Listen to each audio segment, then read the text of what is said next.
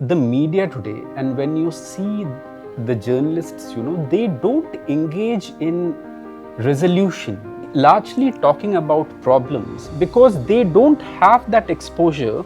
So every year when the results would come out, we would target those 10 toppers and glorify them in the newspaper and all that.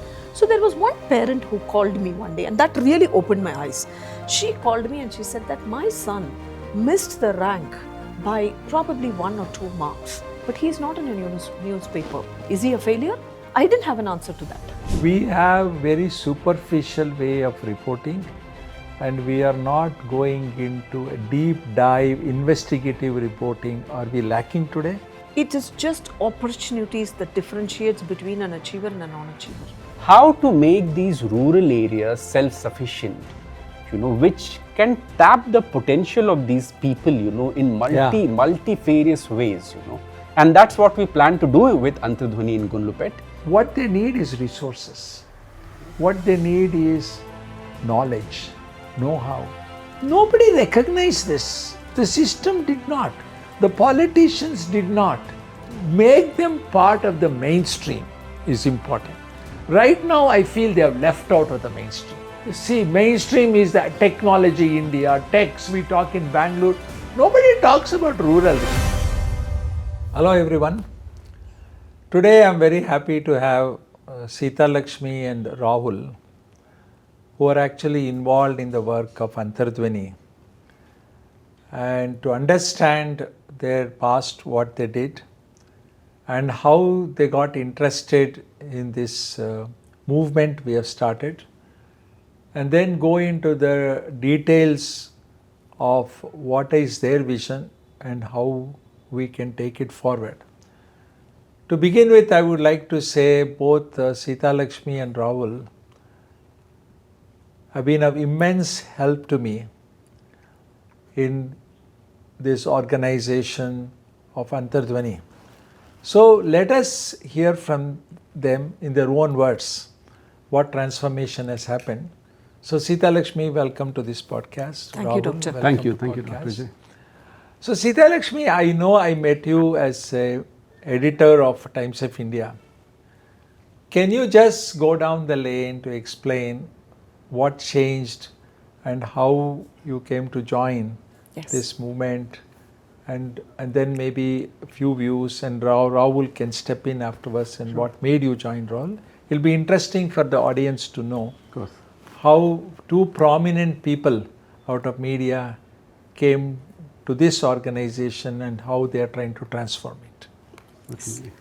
So, Doctor, it was one of those days when you decided to have a press conference right down in the city, and I was going about doing my work, and when you said if we can meet up for coffee, I readily agreed, because those were the times when I was heading a bureau and I would never get out as a reporter. Correct. And I came and met you, and it was a coffee day meeting. It was a coffee day, yes, right on MG Road. Yes. And it started with both of us expressing the boredom that we are facing in each of our professions. I told I am bored. You said you were also bored, but I was quite shocked that you were bored because you were the chairman of 26 hospitals. And I don't know, it's boredom. It was just that I needed other things to do in life. Exactly. So when you heard me saying that I want to go beyond the media, you were equally shocked, and you told me that, are you sure about moving? Yes. Because you are in a place where you do everything every day, and that's how a newsroom functions. And people look up to you as an editor of journal, editor of prominent newspaper. People come in line to get views, and you have the authority to say, don't do this, do that. Absolutely. And you are willing to give up all that. Exactly. So to quickly tell you what made me say that to you, because when you are in the media, you normally don't look out. And to you, when I met you, you were the one who actually triggered that whole thought in me and said that I need to go beyond this writing, beyond that, to do those changes on the. And that's why I thought I should join you in your journey of, starting a think tank and doing those policy changes on the ground. It has been a fantastic journey. Thank you, Doctor. Before we go deep into Rahul, maybe, I have not met you before, only through Seethalakshmi. Sure. So tell us a little bit about you and what made you also jump into this. So, Dr. Ajay, it's a really interesting talk today. I spent all my journalism in Delhi. So I started with the Indian Express, and then I was in the Times of India for a long time. When I moved on in the Times of India to Bangalore, and then for a short time I kept speaking to Seetha on how we all at a point of time, doctor, want to move on beyond those closed rooms, because at certain point of time, journalism, I hope you will agree, both of you have become very process oriented and very response oriented. Okay. So the passion for journalism per se has gone down, has been depleting over the years. So, and that was one thing, that you come from your home as an editor, you manage a team, get the day's work done, and you go back home, maybe happily, but inside, something inside keeps. Are you saying that it is not exciting as people perceive from outside? People have the notion that the newsroom is very exciting. It is exciting. It keeps you on tenterhooks every minute.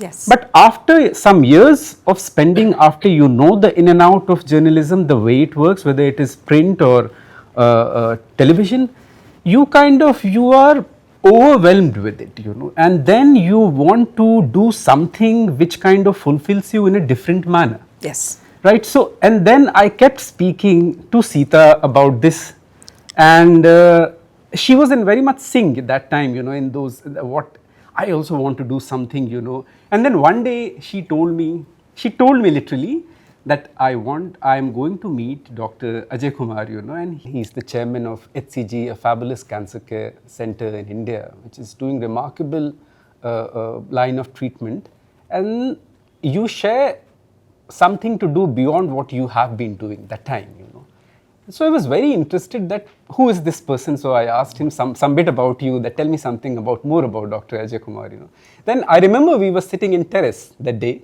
of Times of India, and we were talking all these things. She said that Dr. Ajay has a long, remarkable history of, treating cancer patients, and he had been in the US. She told me all these things, and I'm meeting him. I said, wonderful, So, and she also mentioned that you have a sync of this, doing something beyond. So let's explore what is that beyond. So she went and met you, and she came back and told me, that this what has happened. And then I was just thinking that really it kind of sparks something, it's something which gels with what I also want to do. And then I remember meeting you for the first time.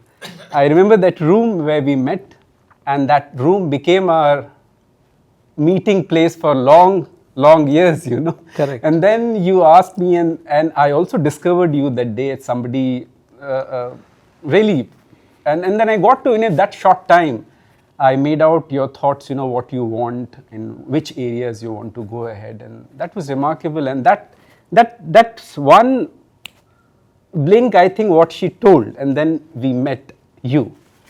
We met, and that changed our course, Yeah. And because it changed the whole life essentially. Whole life. Type of work you were and doing. I want to mention that since the day I met you, I feel there's not a point of regret till today. I'm sitting here and talking to you. That why did I meet you? Yes. Why was a meeting? What happened to us? What happened? Yeah, exactly. Now, Seethalakshmi, coming back to what you said, did you ever think about, here is a cancer hospital chairman, he has done some work, rural work, social work, he has this idea of maybe think tank to see how to transform society. Did you look at it, was there a risk? Am I going through some risk? How was your reaction in the family? What was it? Are you basically a risk taker, or you said, okay, whatever the risk, I'm going to jump into it? What made you take that final plunge into it? Yeah. So, Doctor, right from my college days, I've always wanted to be in a profession that brings me closer to people and write about them, which is why I specialized in journalism in my studies as well. So, definitely it was not easy for me, because for many years, at least 5 years before I met you and talked to you about the final plunge, I have been thinking that I was not challenging myself. It had stopped becoming challenge. It became so easy for me to put out those stories and, you know, be the number You one got used to newspaper. it so much. It So was- much that I said I had stopped learning. I was not learning at all, because as a reporter, you would go out and do different things every day, and that is what I loved for all the years that I did. Having said that, it was very, very, very fulfilling for me, even on the last day. I did not want to leave this job because I loved every day of my job. I didn't want to leave the job and say that, oh, I hate this job and therefore I'm going. I didn't do that. You did not. That's an important point. You Yes. really did not dislike the job. I you did would not. get up in the morning and say, I'll go Look to work. forward. Look forward. Yes. But still you chose this. I chose this because That as is a- remarkable, because majority of the people would be kind of getting into what you call a burn status. Yes. Okay, I'm done with this job. I want to look out. But this attracted you because of your certain passion. Yes, because I said I had stopped learning and I said, is there something that I can do? As a reporter, if I have to go to any place, I will go, come back, write it and it will be published. That's all. Then you move on. In a newsroom, you don't stick on Correct. to anything. But in this job that I have taken up with you, I am able to take it much further. If I have to work with women in the rural areas, I can actually see the changes. But that was not possible in a newspaper, because you write and you keep moving from story to story. Like Rahul rightly pointed out, it is a process. Yeah. You finish that process and you move on. There is no It tomorrow, is there a is no SOP yesterday. in place. Systems Exactly. are in place. Yeah, there is no tomorrow and there is no yesterday in a newspaper. It is today, you do it and you move on. So that is what made me take that final plunge. Rahul, what about, I will ask Seethalakshmi also same question as we come around. What did your colleagues, particularly your colleagues' reaction to this? You're leaving this, you're deputy editor, you're leaving, you're going for this risk probably taking. What was the advice from your family, colleagues? Did people, how did they react to this? So I would like to say, Dr. Jay, that I shared the development with basically my father, and I told him that this is in process, this is something which is happening, and this really aligns with what I want to do. This change, So what is your idea? So he's always been that person who says that if you believe in something deeply, if you have some faith in doing something, of course some people said that, because when you work in a big organization like Times of India, it brings certain kind of, you associate with a big brand, and then people and then they ask that, is it good when you are doing well in an organization like Times of India to move on? Is it the right decision? That would be the normal reaction. You're doing That so was. well, why do you want A few people, to? yeah, you're right. So they said, just think about it, twice, thrice before, because, this brings a lot of things for you. Your future is bright here. You're all doing well, frankly. But I told them that, no, maybe, I have thought about it and I'm still thinking about it.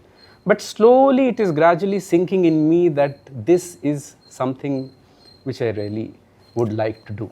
It is the satisfaction level, contentment level, or is it a challenge what you like? So to extend what you have asked, it was not even easy for me to wriggle out of the Times of India, because my editors from Delhi called up and said that we will do work from home, we will do everything, but don't leave.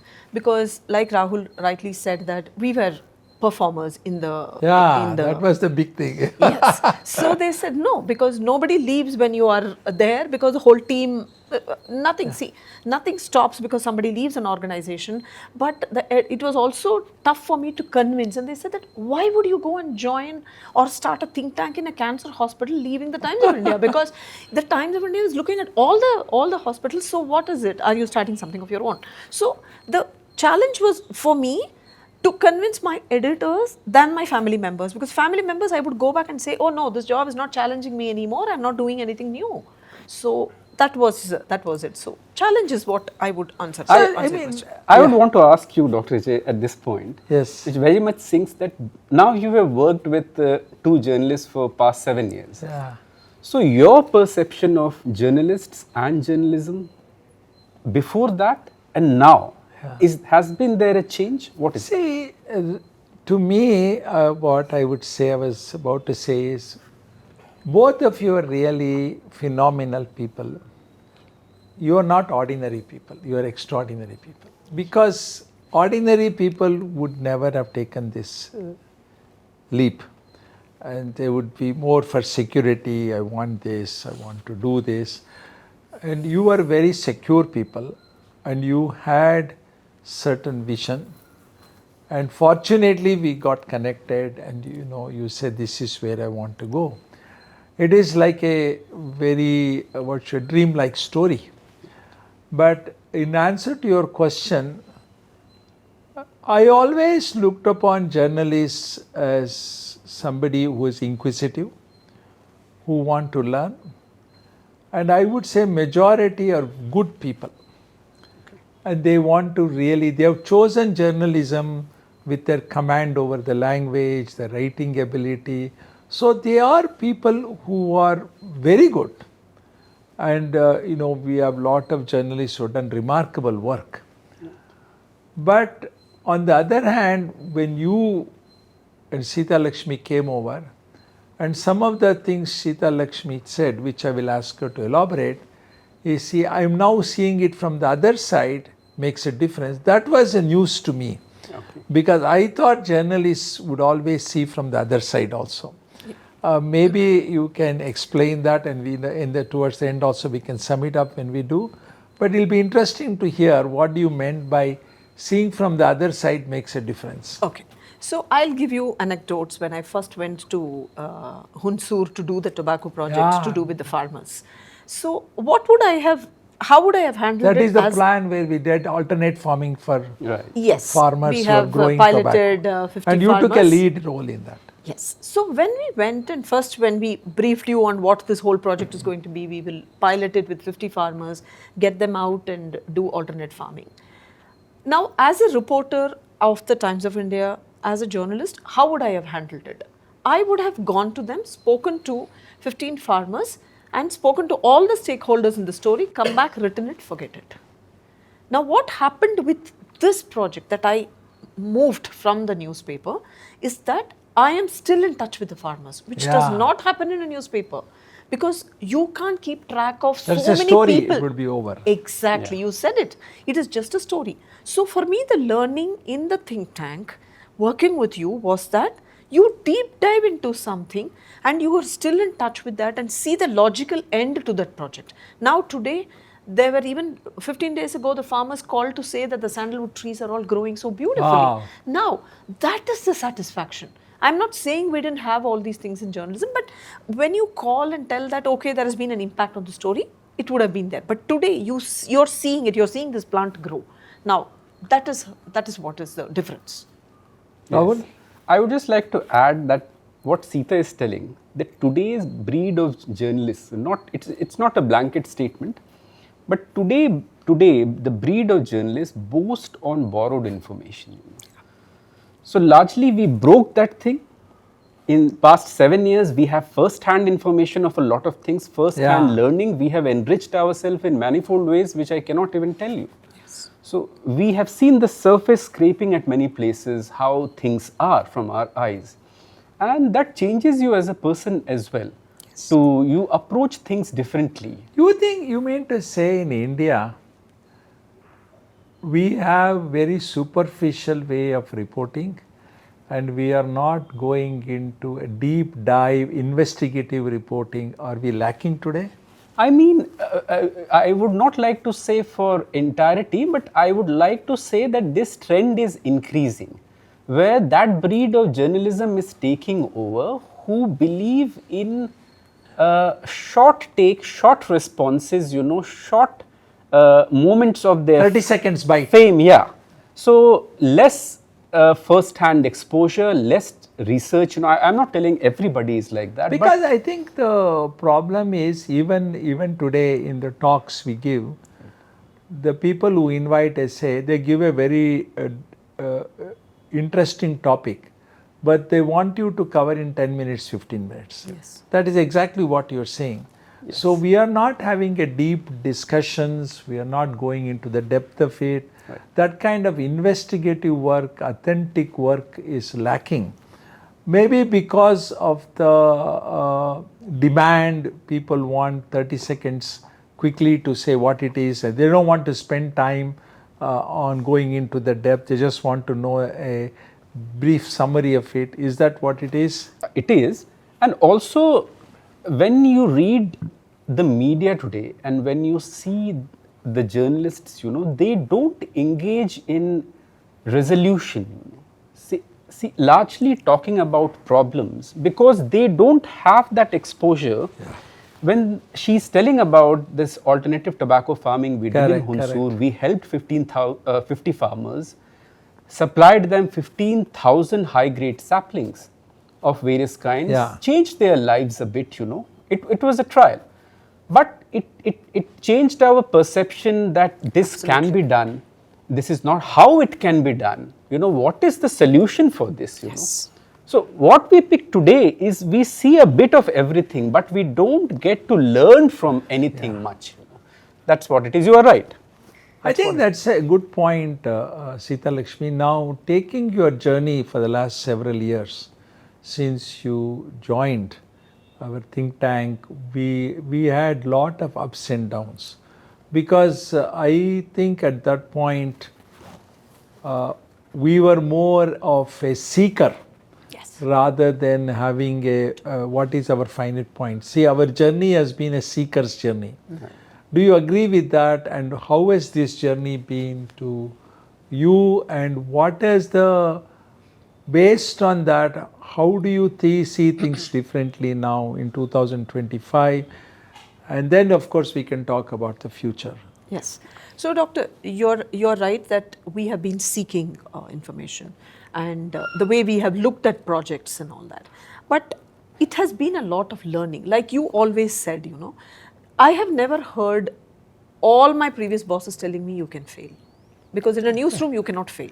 It is a daily deadline. It is a daily product. A newspaper is a daily product. You cannot fail. But that is the biggest learning for me, that you would always say in all the meetings that we have had, it's okay to fail. I would tell myself, no, doctor, it is not okay to fail. It took me many years to understand what you were saying is that you are right about it, that you may go and experiment with 50 farmers, then it might succeed, it might not succeed, but you have not doing it. So that is the differentiator for me in this job versus my previous job. So to look at how we will go about it in the future is that it is all, a lot of clarity has come. We have gone to 100 people, talked to them about their vision. And you always say this, that you have your vision, but integrate their visions. Don't make their vision your vision. Correct. So I think that is where we stand today in 2025, that we do know what we need to do and we have crystal clear clarity on we will do this in Gundlupat, we will do rural women leadership, we will push those people because like you rightly used the word hunger. That is something that we need to capitalize on and work with them. At some point it is the reason you can also comment all on this failure. See, it has always been we try to measure success, like you said, in your industry, newspaper. Day is a very day success. Which story, how many people read it, they do database, think is this article, did it go well, can we do so it's a database thing. But what the reason I focus not only on success but also on failure is a great learning curve. If you fail, you kind of put your thinking hat on and say, hey, why did I fail? So it kind of leads to bigger success. Have you been in the same boat, and do you agree what Seethalakshmi said? I kind of feel that failure is one of a very natural human virtue. Yes. And that mostly, like Seetha said, that had been in me. I've also learned from you, when people allow you to fail, then again rise and fail again and learn from those things. Yes. So today, the place where we were spending our time I want to say that people don't associate with those who fail. Fail. So that I don't want to associate with him. He is not good. Particularly in our country, failure is not celebrated. Not celebrated. Correct? We have discussed this before. Yeah. Yes, it Yeah, is a lot. Yeah, not at all. Not at And all. what may be the reason? Is it a sense of insecurity, or we feel we have to compete? And what do you think is the reason? Because any mature country, any mature organization should support failure. Absolutely. Because and learn from it. Okay. We are not at there.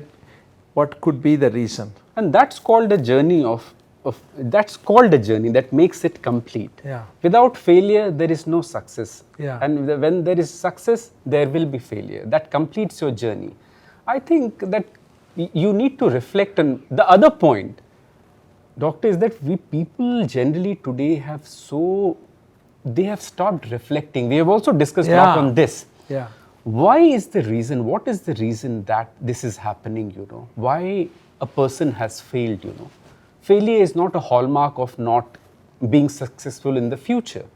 So we don't reflect as much Because as human possibly beings. failure is been considered a measure of incompetency. Absolutely, That it is a person are incompetent, that's why they fail. Right. Like you go to exam and fail, that means... I was just going to say that, Doctor, to you. I covered education extensively. Yeah. That was my core subjects of writing. So every year when the results would come out, we would target those 10 toppers and glorify them in the newspaper and all that. So there was one parent who called me one day, and that really opened my eyes.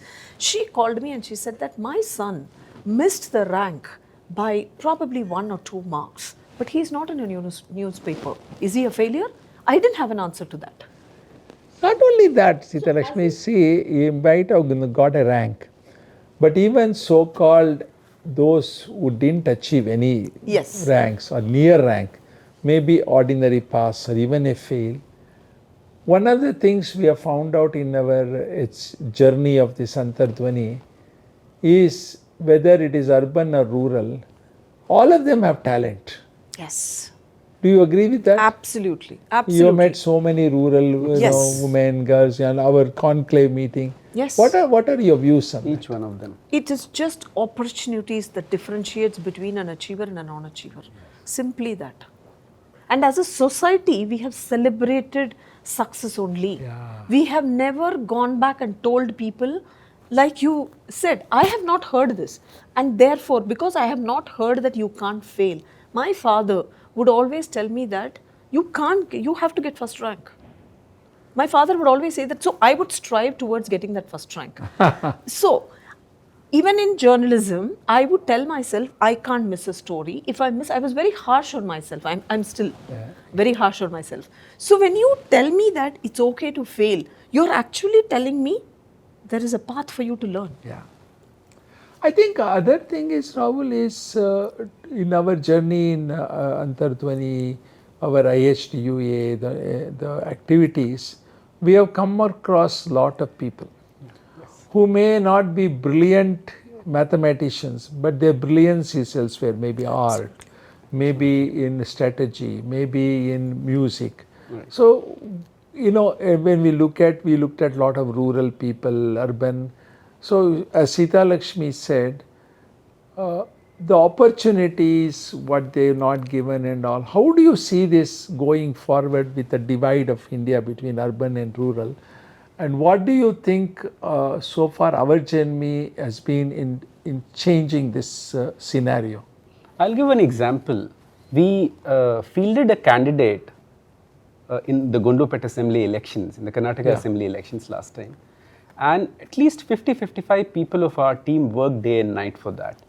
We could see the sync and the synergy in their minds, in their talent, capability, which were not explored. The potential came out phenomenally, which we cannot even explain that way. And we were just struck that this particular lot of 50-100 people are so talented.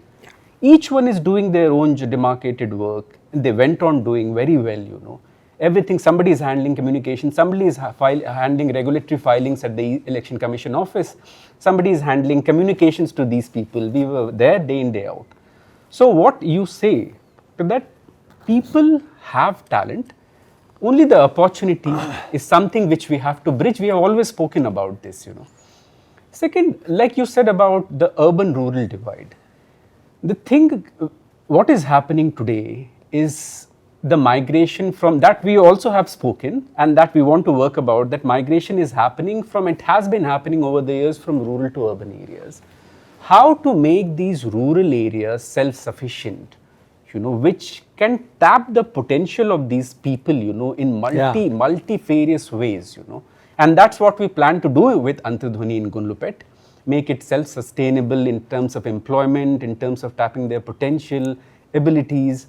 That will also bring at a point of time, will facilitate reverse migration from towns and cities back to villages, and not many people are creating such ecosystem, but we have found that you have that in mind for a long time. You means we. You means we. Yes. So, but we sometimes we learned from you. Yeah. Can you explain a bit about this creating an ecosystem in rural areas? You have this impetus we have found. How to make rural areas sustainable? See, the normal perception, right, having grown up in a city, Bangalore, growing up not exposed to rural life, went to US, suddenly saw the most advanced country in the world. One would imagine that you would think that cities are the prime areas. One would imagine that you would think that rural people are not really affluent or coming forward. Only brilliant kids come out because maybe they are not capable. This could be a normal assumption lot of people in urban areas carry or other nations. But I think having seen the school I started 20-30 years ago, primarily I started to understand as a pilot project what is the capacity of these kids. Very quickly I came to know they are brilliant. Their IQ is equal to the urban kids, but just that they don't have that opportunity. But imagine somebody, when you are born to a wealthy family, okay, or a well-educated family, you are several legs up compared to others. And you have to work hard, because I came across girls who had to get up at 4:30 in the morning, cook, then only they would be allowed to come to school. Otherwise, no. And children were getting married at 14, 15 in the 90s. And there was no hope for particularly women students, girls. And it was a very dark age in my view in terms of rural. Okay. I remember going to Gundalpet and seeing people there was big storm, people with red hair, kwashiorkor, tummy bed, malnutrition. And it is like shocking. This is India. And for me doing a health camp, I said, what am I doing a health camp? So I quickly realized what they need is resources. What they need is knowledge, know-how. And when you realize that they were paying, for example, interest rates 4% a month, 5% a month, they were bonded laborers. They couldn't get out of it. Nobody recognized this. The system did not. The politicians did not. Because maybe that is not in their interests. See, to keep the people, rural people under control is their vote bank. Whether they agree or disagree, of course, if you interview any politician, he'll totally disagree. Yeah. I am for the people, bought the people, they talk. But how many times they have even visited the people who they elect? Right. Hardly. And what prosperity has brought to the politicians much more than what has been to the rural area. Okay. So it is clearly a failed system. That is when I thought our movement, like Antardhwani, and what we started is a path to understanding this, putting out these kind of publications, knowledge, and actually doing something about it. Because we felt, particularly after Seethalakshmi, you joined, we have a good team to understand this and do something about it. See, a lot of people have lot of views. They publish it, they do, and people go and do a school or a college, but that won't make a difference. It has to be total upliftment of the targeted area. How do we create wealth in that entire area? Right. I think that is what I know. Next thing I would like to ask you is, how do you feel our journey has been so far? Both of you can answer. And are you excited about some of the initiatives we are taking? And with some of the failures can also happen, where will we be in few years? So, if you look at the journey of 7 years, like I earlier pointed 7 out, years. it has been, yes, 7 years is a long time, yes. It has been a lot of learning, okay.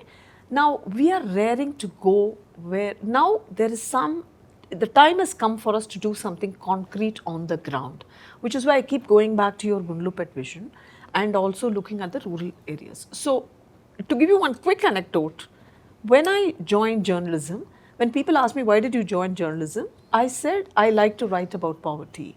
I like rural reporting, Wow. Yes, okay. I like rural reporting. So, there were bureaucrats who have told me, you're from the Times of India, that is a very elite newspaper. Why will you do? Why will you do rural reporting? Somebody going and covering a press conference of a rural development Panchayati Raj, they will say, oh, the Times of India journalist is also here. So, to come back to what you asked, I think the pathway is very clear now that we do those groundwork and start improving people. If there are 10,000 women, where do we see them five years from now? When we three walk into that place, we should look at, wow, they were not like this. Like you said, when you went 20 years ago to Gundlupet, you said they looked different. Today they are looking very different. Amazing today. Exactly. So look at the joy it gives you. Okay. So that is where the future should be, that you start doing work, and for us the time was yesterday. We would like to start work from now. So Rahul, taking up on that, right. To see, we have now plans for Policy Institute. We have plans for job creation. We are already doing skill training. Correct. Yeah. We have hundreds of people who are getting trained, and job is an issue in the rural area. Do you think as we move forward, focusing on one area like Gundlupet, where we have done a lot of work, making it really like a metropolis, where like a Puram, where people can have institutions, education, where jobs, create it and write about it and create a model where we document it. Already a lot of work has happened. Lots. So take it to the utopic stage. Is it possible or is it only a dream? I believe the dots are in the right places. We have a large rural base, large rural support base, a very bright bunch of women and young people. Also, we have the three of us, and we can facilitate more people to come. We have the mind to kind of put both of them in sync. So we have these people who we can study, experiment, and then who we can empower. Also at the same time, debate, discuss with our Dialogues Institute, which is on the anvil, publish reports, do studies, surveys, and really influence also the establishment on what is right, what is the right way of going ahead, what is our vision. And if these two, we are fortunate to have both of the things in our hands. Absolutely. So we just have to join the dots in the right manner. Correct. And I believe that is very much possible, because Gundlupet, with your past, I believe 30-35 years of intervention, has already come to a certain level. We don't have to start from scratch. Correct. So when it's already at a certain level what we have felt. Inflection point. So we have to bring them to the next level now, where we always talk, each one of them feel empowered, each one of feel they can make a difference to their community and society, and each one of them get those right opportunities to make that difference. I'm sure we can do it. I think And one, it's yeah, good go ahead. it's good to focus on one particular area and do that, because 5 years from now we will see the change in that area rather than Correct. spreading our wings And everywhere. this could become a model because of the way we're going to document and study for others to come and study. And using technology, we can also disseminate this information Absolutely. across. Very important. And we are building like a headquarters in Begur. All of that, I think, can make a huge difference. A transformation, how you can transform a very, very remote backward area to something of a advanced country type. I think that is what we should do with the cooperation of the people, their approach, attitude, positive way of looking at it. Because one of the difficulties I faced was people were always looking at a very quick handout. Correct. What are you going to give me? Sometimes they would think, oh, Dr. AjaiKumar has come, he was in America, he has made tons of money, he doesn't know what to do with the money he's going and spending here. Let him. So that was the attitude. And then particularly since I was also not from there. Why is he coming? He doesn't even belong here. But that thinking to transform took me quite a bit of time. Absolutely. Look, we are here as your partners to do, and we want you to take the matters to your hand and transform. We are only a facilitator. And that, now, as you said, is an inflection point he has worked. It has taken 20, 25 years, but it has come there as you see them. Now, as I was said, my vision is to make it not just 10,000, but 100,000, and include youths, even men into this program, start a cooperative society, a bank. So this becomes like a very sprawling, 150 villages plus small towns together, and it will be a great experiment working with everyone, and you both being involved deeply, and your enthusiasm is going to make a huge change, and you are the drivers, the motivators of the team we have. So when you look at all this and the transformation, what is missing in our approach here? Are we missing certain things? Are we going to, as we look forward, are we going to say, hey, I wish I had done this or that? So we should reflect also on that. Right. And if you have any thoughts on that also, I'd like to hear. Correct. Yeah. So going back to what we have been saying, I think it is important now that we shut out everything else and blur everything else, and then say that we will put a plan and we will set targets, we'll put timelines and say that, okay, this is what we would like to do. Now that we have a complete, that is the advantage, like Rahul pointed out for us, that we have people on the ground and we have the urban. So how does each feed into each other and integrate everything and then build that model? I think the Policy Institute should start putting out. Absolutely. And yes. I would put one word which can sum up what she's telling, which we often hear from you, focused factory approach. Yes. So go ahead now with focused factory approach. Absolutely. I think that is the way approach, focused factory, not to get diverted and distracted by other things. If somebody says, okay, can you do this project? Can you do this project? I think we should not. We should stay focused on why we came here. Like I always talk about why I came to India is because I'm an oncologist. I know how to treat cancer right way. And in this regard, I want to tell you a story about cancer patient. This is exactly what I will relate to what we can do Gundarpet. But when an institution has treated recently a patient, 36-year-old, they treated, she had a cancer which has spread to lung, and they said, we can't do anything, you are terminal. Nothing. But we saw her and we put her through our tumor board, got involved. And after a few treatments, some changes in the genomics, understanding, spending enormous time, we actually treated her. Today, she's not cured, but she's disease-free. All the lung lesions have gone. Wow. This is the hallmark of a center of excellence. When people come and say, I was in my other center in India, can you do? I say, if you want complicated, you have to come to Center of Excellence.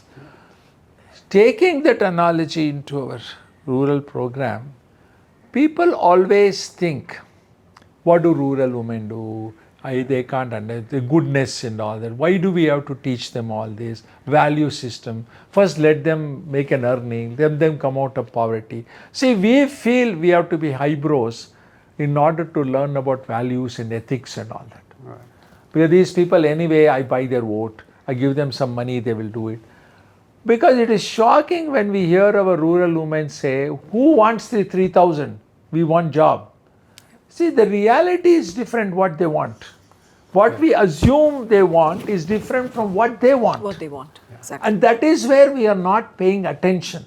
Yes. And that is where we are not going deep like a center of excellence. Right. So one of the things I have in mind is we have to dig deep into what do these people really want.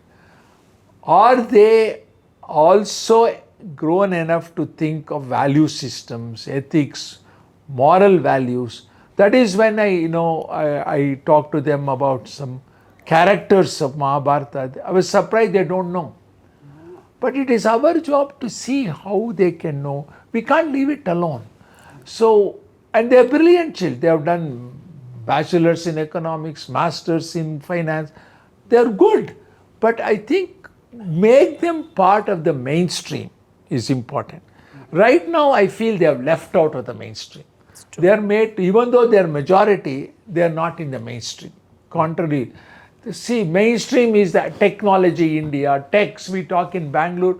Nobody talks about rural. We talk about technology, startups. How much are you going to invest? I'm a billionaire. I'm going to put so much money in startup. Let us create a technology hub. Let us create a research hub. Where are rural in this? Nowhere. Right. I have a question for you. Yes. Why does your heart beat for the poor? Pardon? Why does your heart beat for the poor? No, it is not for the poor. It is the inequality in society. I feel just because a child is born or somebody is born to a poor family or a lower economic, they should not be deprived of the opportunity to. And the government and the system has failed. Absolutely. Has failed in its independence. Pre-independence, of course, the colonization was there. It exploited the system and made sure poor get poorer. At one time, we were the largest GDP and British came and exploited. Nobody wants to talk about it. We still make deals with Britain. We do all that. But we are not even understanding India itself. We are not understanding equality is a must. I do understand, the communism failed, the capitalism is there. Today capitalism is thriving, but we have to bring a synthesis and some of it has to go to the rural area for development. Some of it has to go to recognize the talent in depth. Yes. The school system in government system has failed. There are some good schools. Brilliant children come out of it. But average kids, just above average kids will not come out. Yeah. They are left. That is why unemployment is high. So we need, and they are used by the system for cheap labor. Politicians use it to run some work for them. They pay them few rupees, something to take care. They are happy with it. So this shortcut approach, during the election, I'll spend some money to win the election. This shortcuts approach has to stop. The reason I feel is, very simply put it, my children are born to affluent. Just because other children are not, why can't they be equal? So when I look at a child in Gundalpet or anywhere, this child, if only he was our child, could have been so prosperous. Why not? What is this issue of has to be blood related? Everybody should be same. Yes. When I see girls in our school or coming to this Gundalpet training, brilliant people, why can't we give them opportunity? So I think that is the reason with all of us together, we want to make Gundalpet the real pilot project. Right. Can we treat, like I always tell my patients, Rahul, I see the patient and say, I want to treat you are like my sister's age, my daughter's age, my brother's age. I'll treat you like that. So can we do that also for these children? You could be my child, you could be my, can I give you that opportunity? What I would give for my family. And this is the thinking we have to bring across. And this is where, our podcasts, our talking to these people, when we talk to these rural women, children, we should highlight so that people who see this, read about this, hey, I also want to be part of this journey.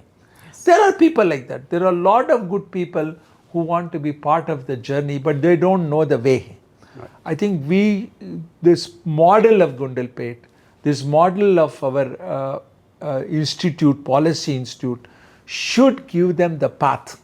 We talk about people, I'm not saying we're Buddha or Mahavir Jain or Christ or Muhammad, no.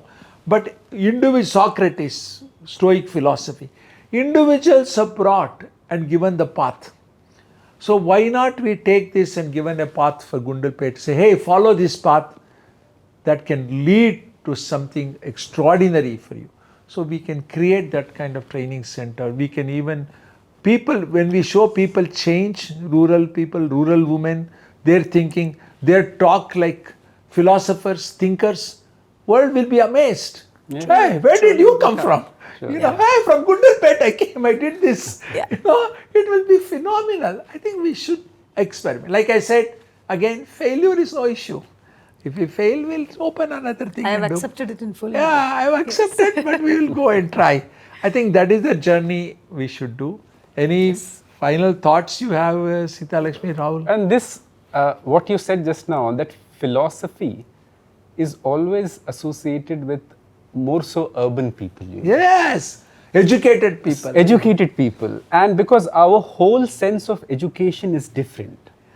But philosophy can also come, I believe, since my exposure to visiting our rural areas, that we have a lot of learning from those people. Correct. So rather we always think, we are telling generally what we consider that we want to empower those people, but they have lots of potential to empower you as well. We learn from them. So we learn from them every day. But we don't want to introspect and acknowledge it. We don't, That is another problem. That's correct. Like when I see a cancer patient, I told one of the patients, maybe you come here to see me, maybe I am charging you for this, but believe me, I'm learning more from you than what I'm giving you.